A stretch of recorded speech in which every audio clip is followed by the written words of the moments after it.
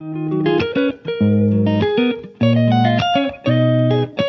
guys, welcome back to my channel. I am so excited because today I am here with Roman from Roman Around the World. That's the name of her channel. Make sure you guys go and check it out. So yeah, we're just gonna have a little conversation right now. She's here in Addis Ababa, Ethiopia, and reached out. We decided to connect, and I'm so happy we did. I know, I'm so glad you made time for me. Yes, oh my gosh.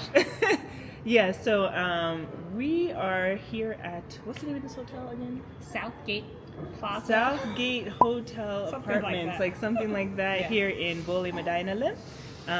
It's actually really cute up here. It's really cute. They have a little restaurant, breakfast spot. Do they do lunch too, or dinner? I think sometimes they will, but I don't think they do dinner. But maybe it's by request. Okay, yeah. So, anyways, we met for breakfast, and maybe we'll get out into something a little later. So yeah, welcome. Thank you. Thank You're you. welcome. How does it feel being here in Africa? Right? Is this your first time on the continent? My first time on the continent. Okay. I chose Ethiopia, I think because, well, you have to start somewhere. I actually love Ethiopian food. Okay. It's always been something I've really enjoyed. So I was like, oh, I'm going to come to Ethiopia. I'm just going to eat. I love like kind of a fat person sort of foodie vacation. But Fat person in a thin body though. yeah, I eat, but I can get down. You can throw it down. I can get down. I'm from Philadelphia. We like to eat. But so yeah, so I'm happy to be here. Okay, So. that's excellent. So you chose Ethiopia because of the food. Has it lived up to your expectations in terms of food? I feel so guilty. Yeah, I gotta ask. I hate saying negative things. Okay, let me be honest. Okay, So the food. Yeah, I came here kind of expecting a lot from the food because I love Ethiopian food. Now, it doesn't help that like on day 2 or 3, I got food poisoning. I tried sufit for the first time. Okay. And I had a salad. I'm not sure, and they were from 2 different places. So I'm not sure which one did it. Both are sort of uncooked, kind of.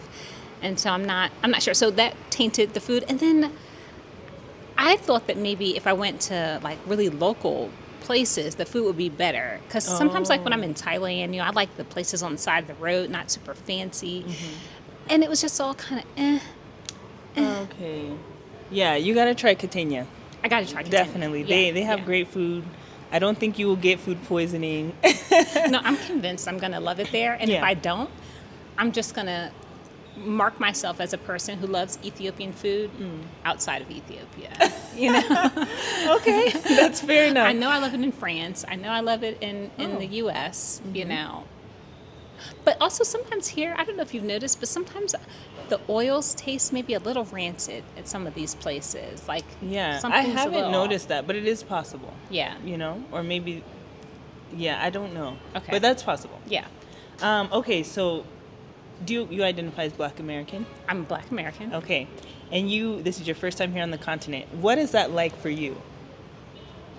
So I actually did a whole video about like my expectations and stuff going in, but I guess I don't know. I think I expected too much when I first got here, and like now I've embraced that I'm a Black American woman in Ethiopia, and that's cool. Okay. You know what I mean? And I think I sort of started to like it more. But when I first got here, I sort of wanted it to be this sort of transcendental experience, and like everyone was just treating me like a foreigner, and so like it's hard to connect for me. Like, it's like when I would go to Thailand or India, I know I'm a foreigner, right? Like I'm not trying to fit in, I'm not trying to feel like I'm at home, I'm just like trying to have an amazing experience, and I did. So like here, I think I had to have a bit of a mindset shift, in order to really appreciate it. Yeah, and I don't know if it's just specific to Ethiopia that maybe you felt that. When I came, I definitely felt a connection to the continent, to the land, to being here. I wonder if it would be different, maybe in West Africa or Southern Africa. Right, maybe like my heart is secretly in Ghana, and I don't know it yet. You know what I mean? Could be, maybe my genetics are stronger there. Right. You know what I mean? And that when I get to that place, it'll feel like home. Exactly. You know what I mean? Like maybe just Ethiopia's not my home. It could be. That could be, Yeah. Very interesting. So, you've been here how long now? 2.5 weeks, maybe? You've been here Something like 2.5 weeks? Maybe 2 weeks. Oh, wow. Something like that. Okay, so what have you been up to? I went to Arba Mensch. Nice. And We've so, been there. yeah, that was really nice. And then I was just like wandering around the streets of Addis, looking for food, trying not to be sick anymore. Just wandering around. So honestly, I really do love food type vacations. I don't always have to have a ton of things to do. Oh, okay. I'm definitely like a low key lazy traveler. Gotcha. I spent so much time in India, I never went to the Taj Mahal. I don't know. It didn't interest me. Like, it's a building. I don't know. It's probably really amazing, but yeah, you have to at least see I don't know. But I it. ate a lot of food. We could Yeah. talk about that. The food you know. The food I know. Wow. So did you feel, what differences did you notice being in Arba Mensch versus here in Addis Ababa? I will say I highly recommend Arba Mensch. Like, if you come to Ethiopia, Arba Mensch is the place to be. So actually, when I said I didn't like the food, let me change that. I actually loved the food in Arba Mensch. Okay. You see? When I said I didn't like the food, I meant in Addis. I didn't find the right places. But in Arba Mensch, I found like a Jamaican place that was wow. really good. The hotel I stayed at had really good food. I ate well. I ate well in Arba Mensch. Wow. So I am not food mad. is your thing. That is I'm your a thing. food traveler. Which is funny because I don't even make that many videos about food. But I'm That's just maybe you should. maybe I should. I'm in the background, cameras off. I'm sneaking and eating tons of food. That's And meanwhile hilarious. having interviews. Right. So what other differences did you notice outside of the food? For Arba Mensch versus Addis? Yes. I will say though, another thing that's maybe a little bit hard about being in Ethiopia is the poverty, And I will say there were a few instances where the poverty in Arba Mensch also struck me, right? You have this beauty of the city is beautiful and there are cool things you can see. And I was staying at a beautiful hotel, and then the hotel is driving us to the airport, and there's this little stream of water, and people are standing in the water trying to clean their clothes in water that Yeah. really doesn't even look that clean, so I saw more of the rural life and more of that rural poverty when I was in Arba Mensch, whereas here in Addis, I think I saw a different version of that, right? Okay. Whereas in Paris, we have people on the street who I was are gonna begging, say, right? yeah. So that's not unfamiliar, but so that's I say that's the difference. In Paris, I'm not accustomed to seeing a rural type of poverty. It's different, and I know that exists probably in France as well. So I'm not saying it's a difference country by country, but if I'm comparing Arba Mensch to Addis, I feel like I saw a different type of living as well. So when you were in India, though, you didn't see that type of rural poverty Oh as no, well? I did. Okay. I did. For sure. And it's similar not there in- unprecedented. I would say it's similar, but it's different.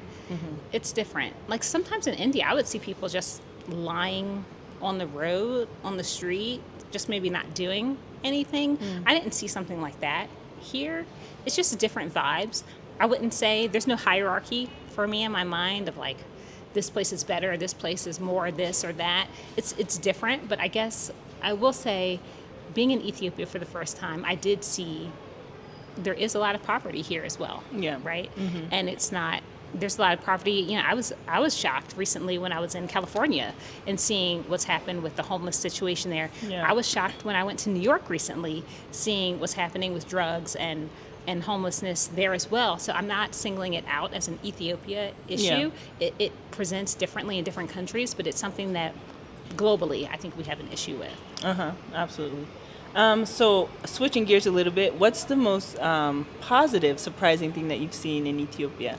I have seen some kindness from people and Really? some helpfulness that has been really nice. And there's a place I like to go and get fresh juice, and the owner there is just so friendly and nice. And one day, an Ethiopian thing is when people feed you. Yes. And so she was Gorsha. yeah. And so she was feeding me, and it's the biggest mouthful of food you've ever had in your life. And it was just hilarious and fun. And so I have definitely connected with some people and felt a real warmth Right. from people, which has been really nice. That's beautiful. Yeah.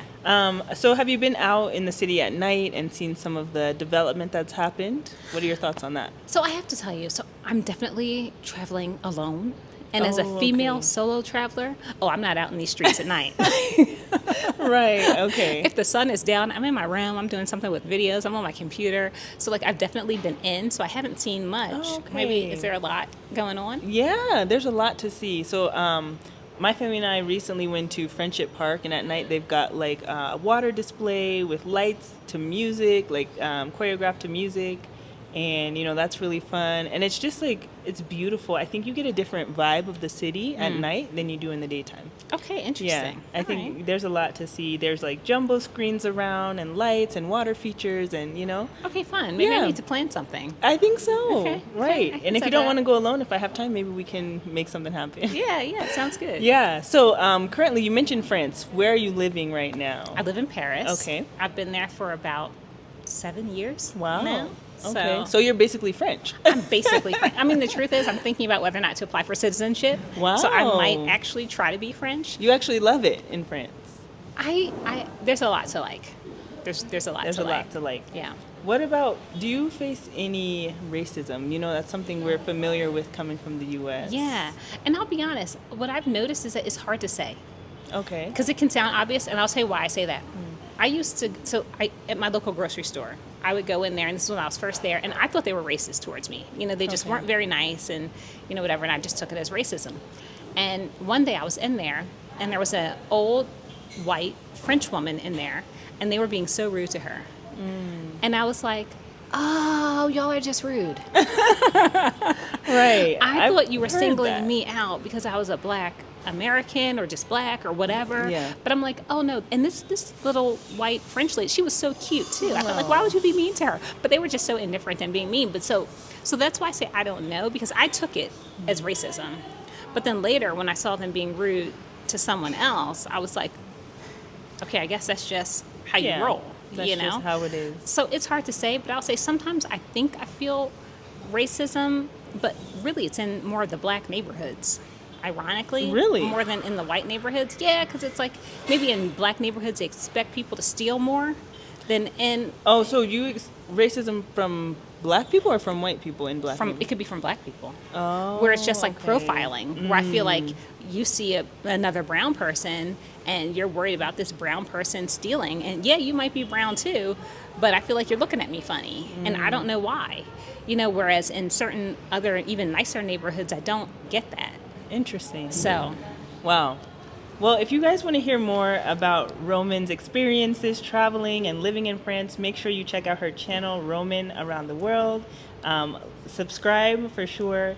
And thank you guys so much for watching this video. Thank you for taking time to do this interview with me. yeah, thank you for having me. Of course. And guys, please remember to like the video, comment down below if you have any questions or just want to make a comment, and subscribe if you haven't done so. Thanks, guys. I'll see you in the next one. Bye.